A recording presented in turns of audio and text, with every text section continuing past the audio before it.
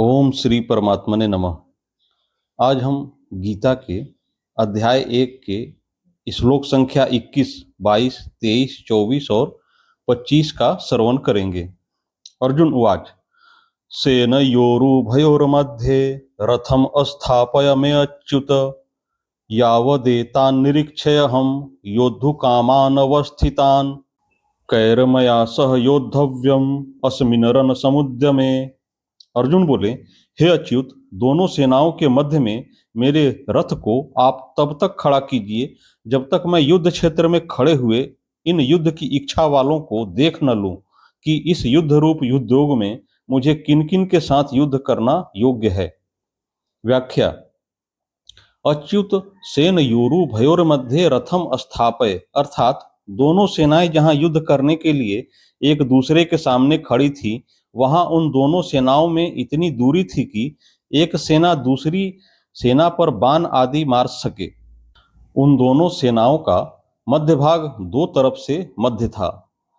सेनाएं जितनी चौड़ी खड़ी थीं, उस चौड़ाई का मध्य भाग और दोनों सेनाओं का मध्य भाग, जहां से कौरव सेना जितनी दूरी पर खड़ी थी उतनी ही दूरी पर पांडव सेना खड़ी थी। ऐसे मध्य भाग में रथ खड़ा करने के लिए अर्जुन भगवान से कहते हैं, जिससे दोनों सेनाओं को आसानी से देखा जा सके। सेन योरु भयोर मध्य पद में गीता में 3 बार आया है। इसी अध्याय के 24वें श्लोक में और दूसरे अध्याय के 10वें श्लोक में 3 बार आने का तात्पर्य है कि पहले अर्जुन शूरवीरता के साथ अपने रथ को दोनों सेनाओं के बीच में खड़ा करने की आज्ञा देते हैं। फिर भगवान दोनों सेनाओं के बीच में रथ को खड़ा करके कुरुवंशियों को देखने के लिए कहते हैं और अंत में दोनों सेनाओं के बीच में ही विषाद मग्न अर्जुन को गीता का उपदेश देते हैं। इस प्रकार पहले अर्जुन में शूरवीरता थी, बीच में कौटुंबियों को देखने से मोह के कारण उनकी युद्ध से उपरति हो गई और अंत में उनको भगवान से गीता का महान उपदेश प्राप्त हुआ, जिससे उनका मोह दूर हो गया। इससे यह भाव निकलता है कि मनुष्य जहाँ कहीं और जिस किसी परिस्थिति में स्थित है, वहीं रहकर वह प्राप्त परिस्थिति का सदुपयोग करके निष्काम हो सकता है और वहीं उसको परमात्मा प्राप्ति हो सकती है, कारण कि परमात्मा संपूर्ण परिस्थितियों में सदा एक रूप से रहते हैं। दोनों सेनाओं के बीच में रथ कब तक खड़ा करें, इस पर अर्जुन कहते हैं कि युद्ध की इच्छा को लेकर कौरव सेना में आए हुए सेना सहित जितने भी राजा लोग खड़े हैं, उन सबको जब तक मैं देख न लूं तब तक आप रथ को वहीं खड़ा रखिए। इस युद्ध के उद्योग में मुझे किन किन के साथ युद्ध करना है, उनमें कौन कौन मेरे समान बलवान हैं, कौन मेरे से कम बल वाले हैं और कौन मेरे से अधिक बल वाले हैं, उन सबको मैं जरा देख लूं। यहाँ योद्धु कामान पद से अर्जुन कह रहे हैं कि हमने तो संधि की बात ही सोची थी, पर उन्होंने संधि की बात स्वीकार नहीं की, क्योंकि उनके मन में युद्ध करने की ज्यादा इच्छा है। अतः उनको मैं देखूं कि कितने बल को लेकर वे युद्ध करने की इच्छा रखते हैं। अगला श्लोक। योत्स्यमानान् वेक्षेऽहं य एत यत्र समागताः धार्तराष्ट्रस्य दुर्बुद्धेर्युद्धे प्रियचिकीर्षवः। दुष्ट बुद्धि दुर्योधन का युद्ध में प्रिय करने की इच्छा वाले जो ये राजा लोग इस सेना में आए हुए हैं, युद्ध करने को उतावले हुए, इन सबको मैं देख लूं। व्याख्या। यहाँ दुर्योधन को दुष्ट बुद्धि कहकर अर्जुन यह बताना चाहते हैं कि इस दुर्योधन ने हमारा नाश करने के लिए आज तक कई तरह के षड्यंत्र रचे हैं, हमें अपमानित करने के लिए कई तरह के उद्योग किए हैं। नियम के अनुसार और न्यायपूर्वक हम आधे राज्य के अधिकारी हैं, पर उसको भी यह हड़पना चाहता है, देना नहीं चाहता। ऐसी तो इसकी दुष्ट बुद्धि है और यहाँ आए हुए राजा लोग युद्ध में इसका प्रिय करना चाहते हैं।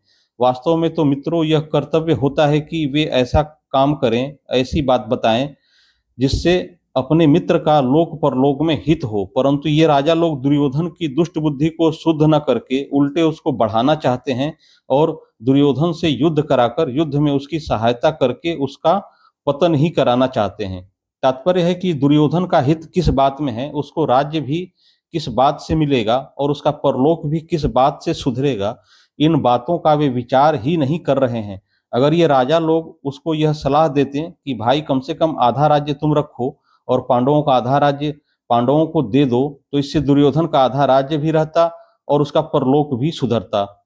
योत्स्य मानान वेक्षेऽहम य एत यत्र समागताः, अर्थात इन युद्ध के लिए उतावले होने वालों को जरा देख लूं। इन्होंने अधर्म का, अन्याय का पक्ष लिया है, इसलिए ये हमारे सामने टिक नहीं सकेंगे, नष्ट हो जाएंगे।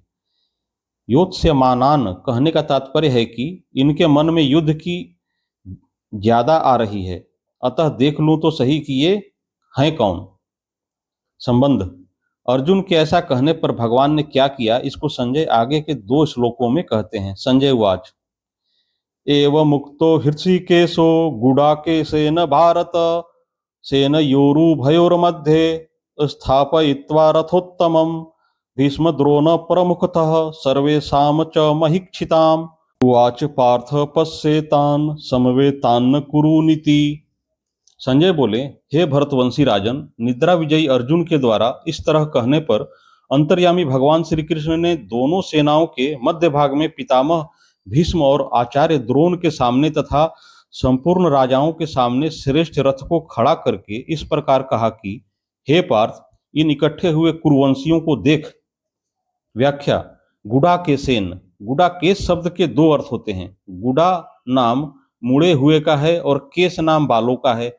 जिसके सिर के बाल मुड़े हुए अर्थात घुंघराले हैं, उसका नाम गुडाकेश है। दूसरा, गुडा का नाम निद्रा का है और ईश नाम स्वामी का है। जो निद्रा का स्वामी है अर्थात निद्रा ले चाहे ना ले, ऐसा जिसका निद्रा पर अधिकार है, उसका नाम गुडाकेश है। अर्जुन के केश घुंघराले थे और उनका निद्रा पर आधिपत्य था, अतः उनको गुडाकेश कहा गया है। एवं मुक्तः अर्थात जो निद्रा आलस्य के सुख का गुलाम नहीं होता और जो विषय भोगों का दास नहीं होता, केवल भगवान का ही दास होता है, उस भक्त की बात भगवान सुनते हैं। केवल सुनते ही नहीं, उसकी आज्ञा का पालन भी करते हैं। इसलिए अपने सखा भक्त अर्जुन के द्वारा आज्ञा देने पर अंतर्यामी भगवान श्री कृष्ण ने दोनों सेनाओं के बीच में अर्जुन का रथ खड़ा कर दिया। हृषिकेशः। इंद्रियों का नाम हृषिक है। जो इंद्रियों के ईश अर्थात स्वामी हैं, उनको हृषिकेश कहते हैं। पहले 21वें श्लोक में और यहाँ हृषिकेश कहने का तात्पर्य है कि जो मन बुद्धि इंद्रियां आदि सबके प्रेरक हैं, सबको आज्ञा देने वाले हैं, वे ही अंतर्यामी भगवान यहाँ अर्जुन की आज्ञा का पालन करने वाले बन गए हैं। यह उनकी अर्जुन पर कितनी अधिक कृपा है। सेनयोरु भयोर्मध्ये स्थापयित्वा रथोत्तमम अर्थात दोनों सेनाओं के बीच में जहां खाली जगह थी, वहां भगवान ने अर्जुन के श्रेष्ठ रथ को खड़ा कर दिया। भीष्म द्रोण प्रमुखतः सर्वेषां च महीक्षिताम। उस रथ को भी भगवान ने विलक्षण चतुराई से ऐसी जगह खड़ा किया जहां से अर्जुन को कौटुंबिक संबंध वाले पितामह भीष्म, विद्या के संबंध वाले आचार्य द्रोण एवं कौरव सेना के मुख्य मुख्य राजा लोग सामने दिखाई दे सकें। उवाच पार्थ पैसेतान समवेतान कुरुनीति। कुरु पद में धृतराष्ट्र के पुत्र और पांडु के पुत्र ये दोनों आ जाते हैं, क्योंकि ये दोनों ही कुरुवंशी हैं। युद्ध के लिए एकत्र हुए इन कुरुवंशियों को देख ऐसा कहने का तात्पर्य है कि इन कुरुवंशियों को देखकर अर्जुन के भीतर यह भाव पैदा हो जाए कि हम सब एक ही तो हैं। इस पक्ष के हों चाहे उस पक्ष के हों, भले हों चाहे बुरे हों, सदाचारी हों चाहे दुराचारी हों, पर हैं सब अपने ही कुटुंबी। इस कारण अर्जुन में छिपा हुआ कौटुंबिक ममता युक्त मोह जागृत हो जाए और मोह जागृत होने से अर्जुन जिज्ञासु बन जाए, जिससे अर्जुन को निमित्त बनाकर भावी कलयुगी जीवों के कल्याण के लिए गीता का महान उपदेश दिया जा सके। इसी भाव से भगवान ने यहाँ पश्येतान समवेतान कुरून कहा है, नहीं तो भगवान पश्येतान धार्तराष्ट्रान समानीति ऐसा भी कह सकते थे, परंतु ऐसा कहने से अर्जुन के भीतर युद्ध करने का जोश आता, जिससे गीता के प्राकट्य का अवसर ही नहीं आता और अर्जुन के भीतर का प्रसुप्त कौटुंबिक मोह भी दूर नहीं होता, जिसको दूर करना भगवान अपनी जिम्मेवारी मानते हैं। जैसे कोई फोड़ा हो जाता है तो वैद्य लोग पहले उसको पकाने की चेष्टा करते हैं और जब वह पक जाता है तब उसको चीरा देकर साफ कर देते हैं। ऐसे ही भगवान भक्त के भीतर छिपे हुए मोह को पहले जागृत करके फिर उसको मिटाते हैं। यहाँ भी भगवान अर्जुन के भीतर छिपे हुए मोह को कुरून पश्य कहकर जागृत कर रहे हैं, जिसको आगे उपदेश देकर नष्ट करेंगे। अर्जुन ने कहा था कि इनको मैं देख लूं, अतः यहाँ भगवान को पश्य तू देख ले ऐसा कहने की जरूरत ही नहीं थी। भगवान को तो केवल रथ खड़ा कर देना चाहिए था, परंतु भगवान ने रथ खड़ा करके अर्जुन के मोह को जागृत करने के लिए ही कुरुन पश्य, इन कुरुवंशियों को देख ऐसा कहा। कौटुंबिक स्नेह और भगवत प्रेम, इन दोनों में बहुत अंतर है। कुटुंब में ममता युक्त स्नेह हो जाता है तो कुटुंब के अवगुणों की तरफ ख्याल जाता ही नहीं, किंतु ये मेरे हैं ऐसा भाव रहता है। ऐसे ही भगवान का भक्त में विशेष स्नेह हो जाता है तो भक्त के अवगुणों की तरफ भगवान का ख्याल जाता ही नहीं, किंतु यह मेरा ही है ऐसा ही भाव रहता है। कौटुंबिक स्नेह में क्रिया तथा पदार्थ, शरीर आदि की और भगवत प्रेम में भाव की मुख्यता रहती है। कौटुंबिक स्नेह में मूढ़ता, मोह की और भगवत प्रेम में आत्मीयता की मुख्यता रहती है।